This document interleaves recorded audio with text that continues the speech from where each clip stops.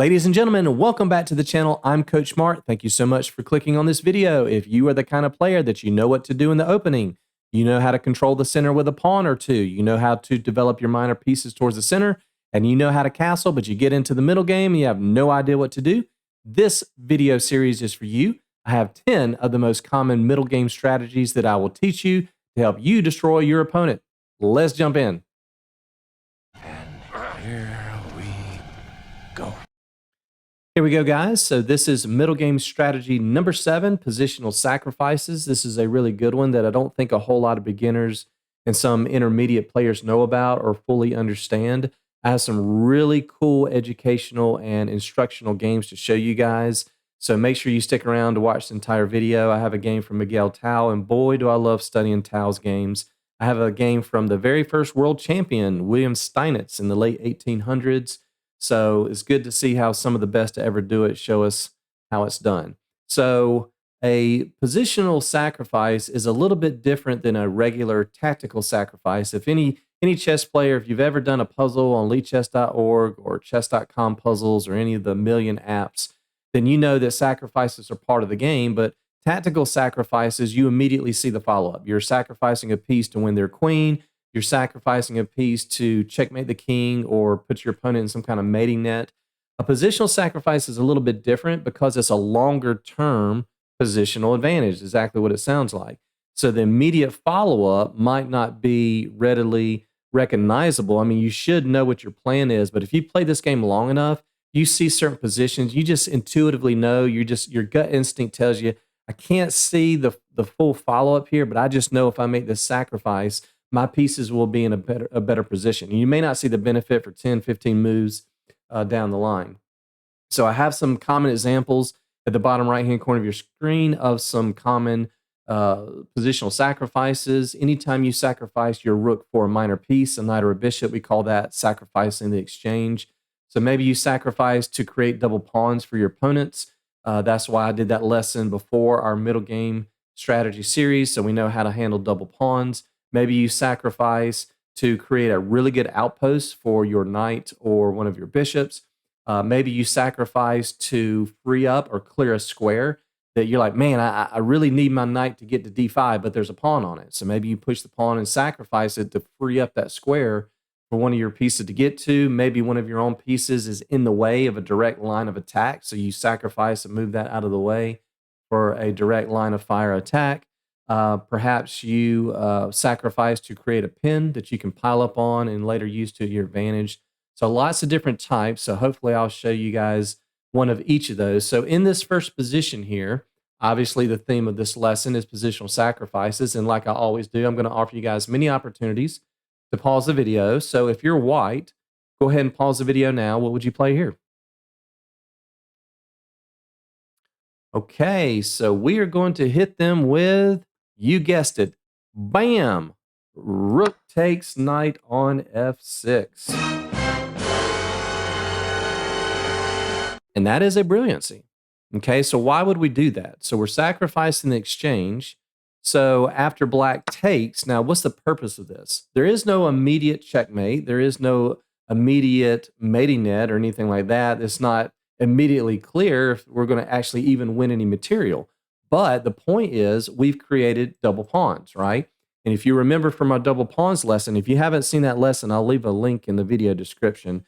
If you haven't seen the lesson on double pawns, we know that these are incredibly weak, especially in front of the king when the king's shield is ripped to shreds.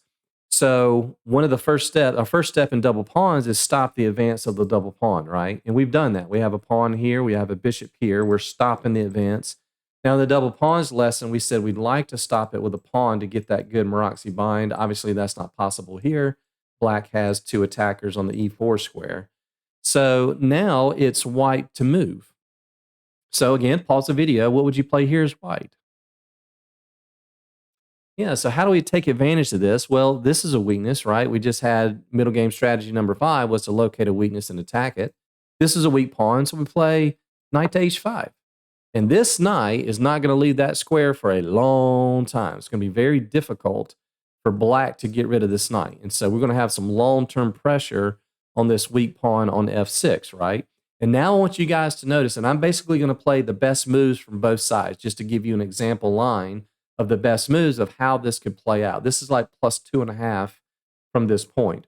So black needs to defend the f6 pawn. So let's say that they back the bishop. And I want you guys to pay attention and look at every move that black makes. All of their pieces are going to go backwards. So white is pushing forward, being aggressive, and black is on their heels, retreating. So black backs their dark square bishop back up. What will we play here? Queen f2. We're going to bring in all the boys, right? So now we have two attackers on the f6 pawn. So, okay, so black plays bishop to e6. Okay, so we don't actually immediately take this. So what will we play here?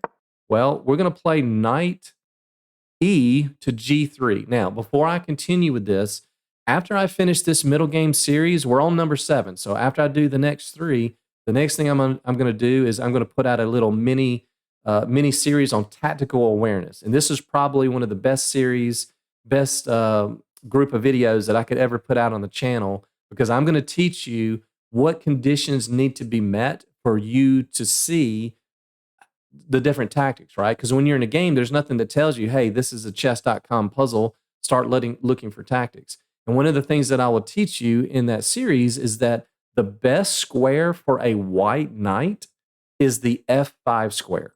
I'm not going to go through that. I'll save that for the series coming up. But you get a knight to f5, that is a brutal square for a knight because it is controlling so many key squares deep in black's position. So we are going to slowly maneuver this knight over to the f5 square. So let's say black plays queen to d8, just adding more protection to the f6 square. And now we're going to stick that knight on f5, right? And so if black takes this, I think a lot of players from here would take back with the bishop, right? We're keeping our pawn chain. We're keeping our nice pawn chain, take with the bishop. Nope, don't take with the bishop. We're going to take with the pawn. Why? Because now we're attacking the knight. Where's this knight going to go? It really doesn't have anywhere to go. If it backs up, that doesn't look too good. We've got queen here, and they're going to have to throw their knight back in front. Otherwise, it's going to be checkmate on g7, right? This whole g file is wide open. So black can't really afford to do that. So they really don't want to take this knight. And these two knights are an absolute menace in black's territory. So let's say that, once again, black makes another retreating move. Okay, so let's just continue piling up. Rook f1. Now, again, remember our double pawn lesson. Step 1 was to stop the advance of the double pawn. All right, we've done that. Step 2 was what? Occupy the square in front of the pawn. And then step 3 is we want to line up a battery to give that frontal pressure to these weak double pawns. And you can see through this sequence of moves here, we've done that. We're now occupying the square in front. Now we're transitioning, bringing our rook over, line up all the pieces here. Black is having to go backwards again. And let's say here that black plays pawn to a5. Now, once again, after you watch my tactical awareness series, you will be able to find the following tactic. I'm not going to give it away now, but I'll let you guys pause the video. There is a tactic here. What can white play in this position? Pause the video now. Did you find it? Boom! Knight takes f6. Yes, sir. That is forking the king and the rook. And you might say, wait a minute, the queen can just take that. Please do. I hope you do. And now the queen and the rook are lined up, and we get to see, bam, knight to h6 check. That is lights out. You cannot go here. We're going to take the queen anyway, so you might as well take the knight. We take the queen, and that is GG. This is over +4. We have the queen. We have the two beautiful bishops. We have all the trump cards, and this is just game over. And so all of that happened. That entire sequence of moves all happened. Why? Because we made an exchange sack. We sacrificed the rook, which was a brilliant move, and then we just slowly but surely started increasing the pressure, bringing in all the pieces, getting to those key squares, lining up our pieces, and lo and behold, the tactic revealed itself. And I can't remember which famous chess player said this, but somebody once said that tactics arise due to a superior position. I have to look that up. I can't remember who said that. But yeah, a very good illustration. All right, let's continue. The next example here, it is white to play. Black has just played this move, pawn to g5, hitting the bishop. And again, I'll give you guys an opportunity. Go ahead and pause the video. What would you play here as white? Pause now.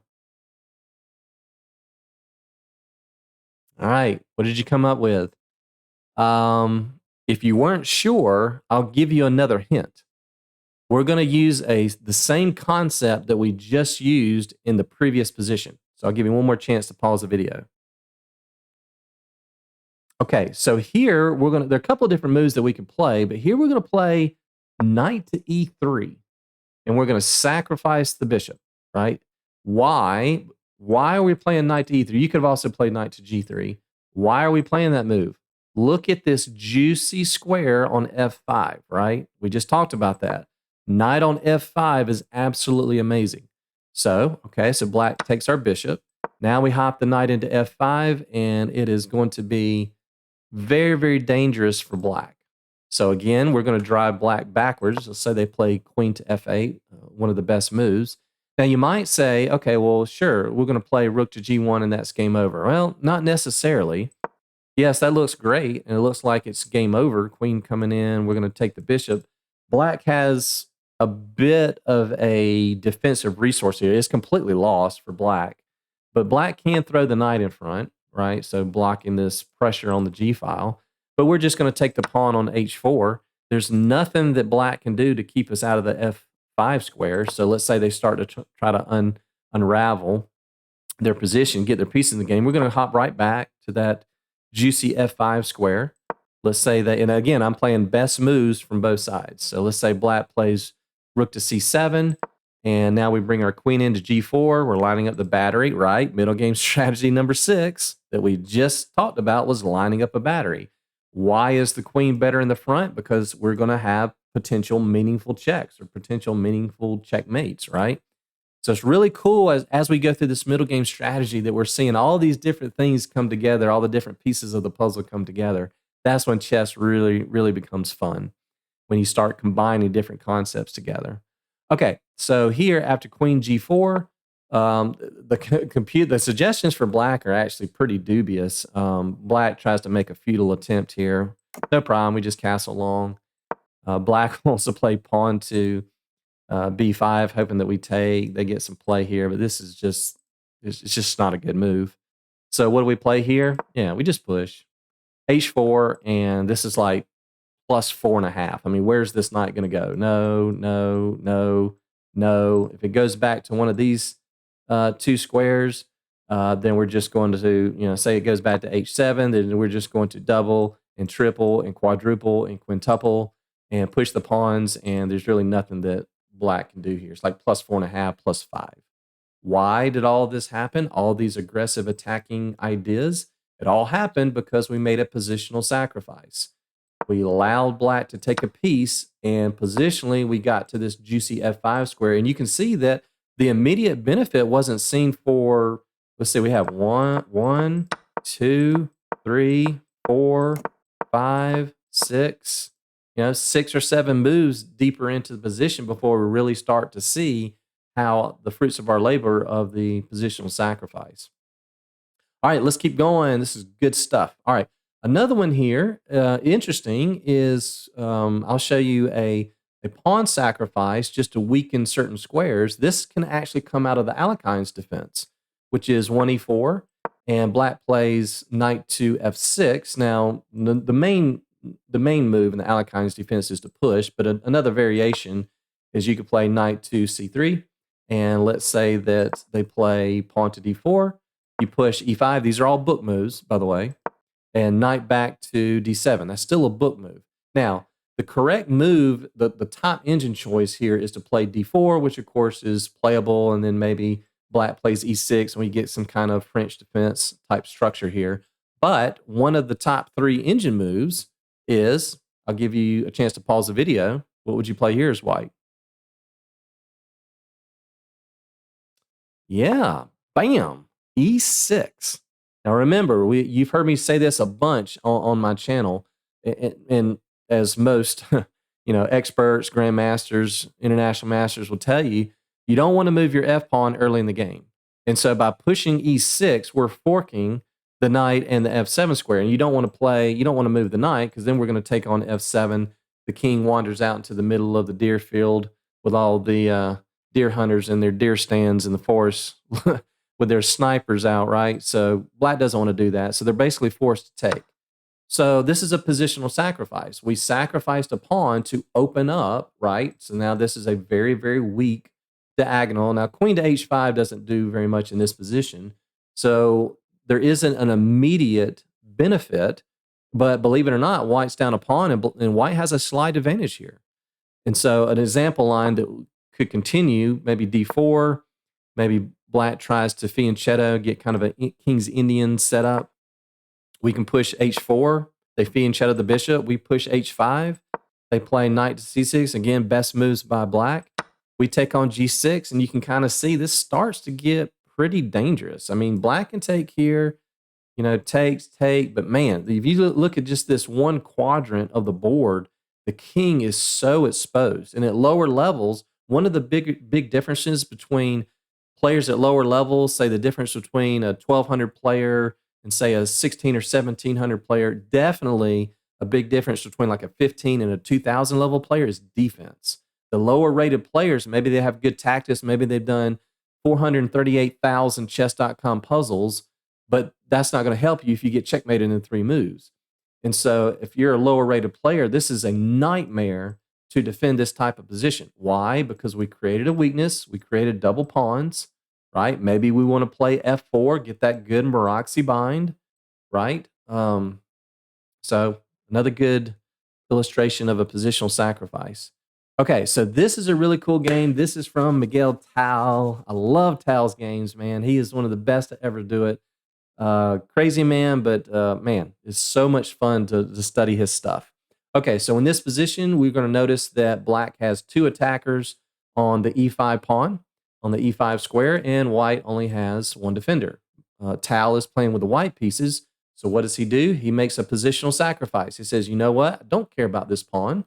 I'm going to play knight to e4. Go ahead and take it. No problem. And black obliges, so they take. And we don't want to take back. That doesn't really do too much. So here, Tal plays the best move, queen to d4. So now the knight's in a pin. Black can't play this, so that just loses a piece. So that forces them to play f6. And once again, you don't want to have to play f6, right? That's just a nasty move to have to play. And so Tal snaps the knight off. Black recaptures the queen. There's an explosion on the e5 square. And then now when the dust settles, if you look at this position, white's down a pawn. But actually, the engine gives white a very, very slight advantage. Now, Tal would go on to win this game. What is the compensation? If you can't see the compensation, then you need a lot more experience. I mean, look at this. How many times in chess do you see 4 pawn islands? Like, what is this? Right? You got an isolated pawn here, disgusting double pawns here, another pawn island over here, and Tal only has 2 pawn islands. I mean, this is like shooting fish in a barrel, right? And so, again, now the reason why it's not more of an advantage, even though white's a pawn down, is because black has what? They got the bishop pair, right? So that's very, very strong in the end game. But like I said, Tal would go on to win this. He just went around and mocked up these pawns and won a fairly easy end game here. So, Tal was famous for, I think the quote that he said was, you must take your opponent deep into the forest where 2 + 2 = 5, and the path leading out is only wide enough for 1. Now, he was a madman. He was a crazy man, one of the best to ever do it. So if you've never seen a picture of Tal, I'll show you a picture here. So feel free, if you have any doubts about whether or not he was a crazy, wild madman, feel free to judge the book by the cover and just look at his hair. So we got Tal over there on the left. He looks like the villain in the movie No Country for Old Men. We got Albert Einstein over there on the right, just for reference. I don't know what it is about the greatest, smartest minds in history and their hair. Maybe they just don't believe in combs. Einstein over there, the whole I comes before E thing. He's got it messed up twice in his name just to illustrate the chaos. But man, thank goodness for these gentlemen. What would this world be like without them? Yeah, he was a madman. But man, was he good. All right, so let's continue here. So now I have another really good game. This is a game by the original, the very first world champion, William Steinitz. Now, Steinitz won the very first world championship in 1886. This is a game that he played in 1895, so about 10 years later. And actually, he passed away in the year 1900. But when he played this game, he was well past his prime. So this is a very, very cool type of sacrifice. So in this game, Steinitz is playing with the white pieces, and he's sitting here looking at his knight. And he's saying, this knight has no prospects on this square. I don't want to move back here. What does that do? So I'll give you guys an opportunity to pause the video and see if you can find the positional sacrifice that Steinitz plays in this position. Pause the video now. Okay, so we have a lot of pressure on the E file, and Steinitz wants to get his knight into the game. So he plays what's called a clearance sacrifice. He pushes the pawn. So the pawn can be taken, well, the knight's pinned. If you take with the queen, then that's checkmate. So it looks like it can be taken three ways, but actually it can only be taken one way. But the reason he's doing this is he's freeing up that square for his knight to get involved in the game. So black pretty much has to take this. And now Steinitz gets his knight to d4. And now black's in a bit of trouble here. This is like almost +3. I mean, they can't castle because that would just drop a piece. He's already played this disgusting f6 move, so he actually plays about the only move he could, which was to stick his king on the f7 square. And so from here, Steinitz put his knight on e6, and this guy is just a monster. Just a monster. So here, black plays rook h2 c8, very logical move. Black wants to trade off some pieces. He's up a pawn. And so from here, it's just an amazing, what Steinitz does is just mind-boggling. In the age where they didn't have any computers, the number of brilliancies and the tactical ideas here, just something to see here. So if you were white, what would you play here? I'm going to give you lots of chances to pause. What would you play here? Okay, so Steinitz plays queen to g4. Obviously, that's a big threat because if black were to take the rook, then black's ready for another game. That's not going to work out. So after queen g4, black plays about the only move they can, which is to push g6. Once again, another brilliant move. Pause the video now. Yeah, so we have knight to g5 check. So the king's being attacked, the queen's being attacked. So black plays the only move they can. They have to move the king back to e8. Okay, one more chance. Another brilliancy. Pause the video now. Man, this dude is just a monster. Rook takes e7 check.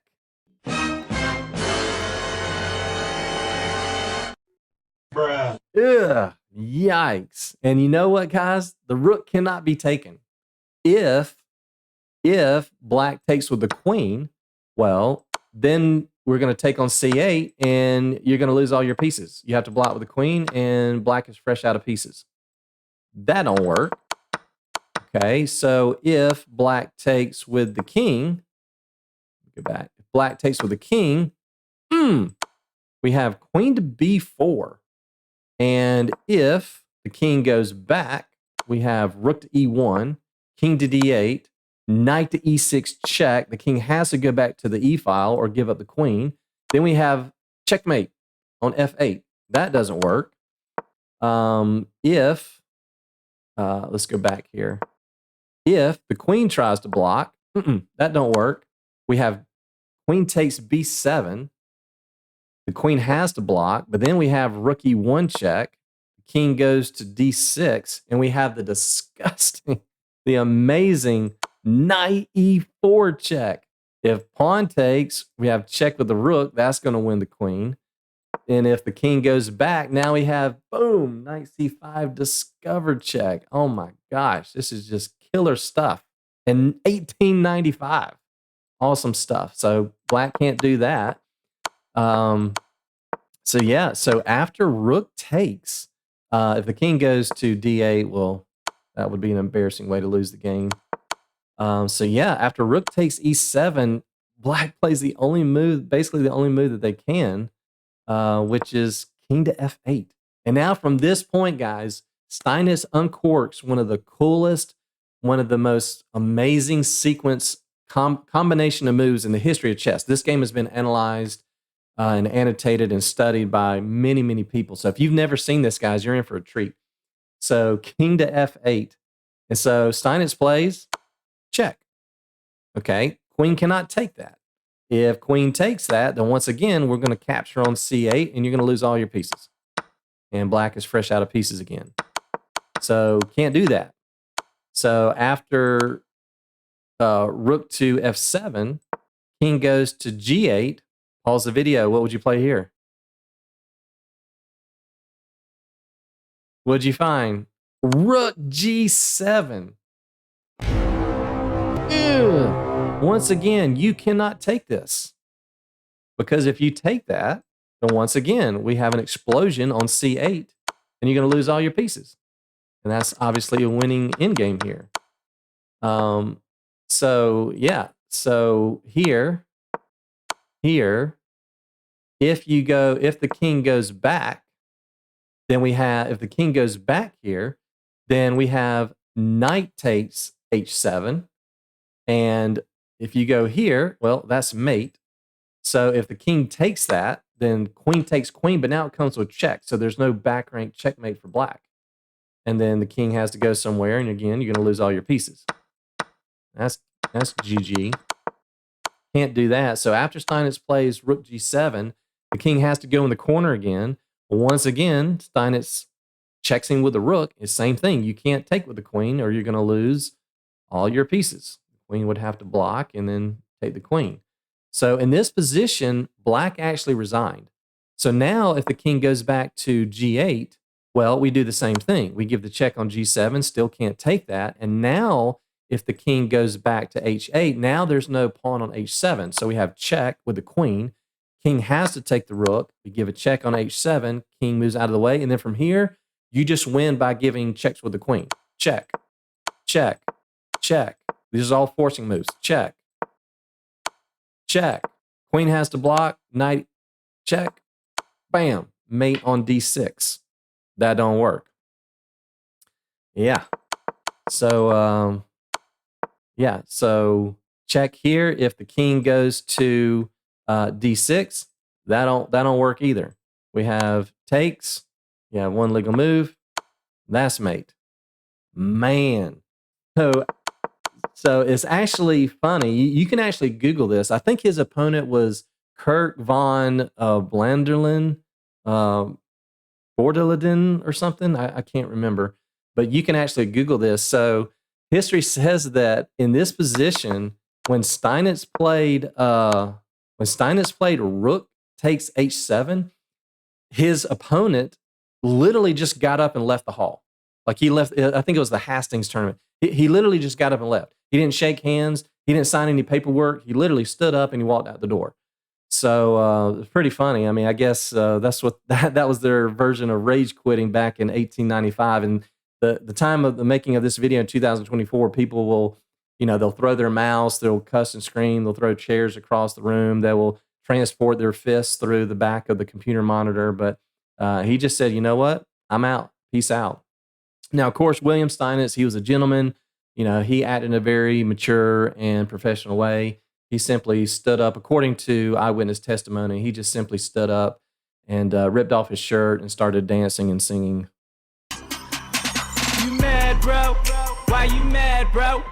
I ain't mean to make you sad. Yo, my bad, bro. So what you mad for? Yeah, so that part of the history may have been a little bit controversial, but I think they took pretty good documentation in 1895, so I have no reason to doubt that's exactly the way that went down. So what a game by Steinitz. All right, last one, guys. This is another example of a clearance sacrifice So again, if you'd like, I'll pause the video. You can pause the video and see if you can find the sacrifice from this position. Okay, so in this position, white exchanges on e7, and then we have another clearance sacrifice. This knight wants to get to this juicy d5 square, so white pushes pawn to d6. And so white is going to be down a pawn, but once again, the computer evaluates this as a slight advantage for white. Now, there are 3 different ways that this pawn can be taken. You take with the queen, then black's ready for a new game. So they can take with the knight or the pawn. Now, if they take with the pawn, take with the knight, this is actually worse because now the knight gets to d5. We're hitting the queen. The queen's got to go somewhere. We're hitting the queen. We're hitting c7. We're threatening knight to b6, attacking the rook. We're threatening check after the queen goes somewhere. We're threatening knight to f6, messing up the pawn structure. We're threatening rook takes c7. We're threatening pawn to a2. I mean, we're threatening, all kinds of stuff. We're threatening this. We're threatening that. We're threatening this. All kinds of stuff. We're threatening that. We're threatening pawn to h1, transporting through the Pac-Man portal and coming out and giving a checkmate on h8 because we have a knight here on i6 that's defending. So we're threatening all kinds of stuff. Okay. So black can't do that. So black takes with the pawn. And now we get in, my goodness, look at this knight on d5. What an outpost. I mean, what can black even do here? So the best move is to retreat the queen back to d8, but now black is stuck. Like all of their pieces are smothered. This knight can't get into the game. So the knight can't go to c7 because we have that covered. If the knight goes to f6, we're going to take. We're going to destroy the structure in front of the king. We're going to play rook to c7 and double, and black is going to be busted. That's an easily won rook and pawn endgame with those double pawns. Let's say we play rook to d3. If black plays rook to c8, that doesn't work. We can just take the rook, and then black's ready for another game.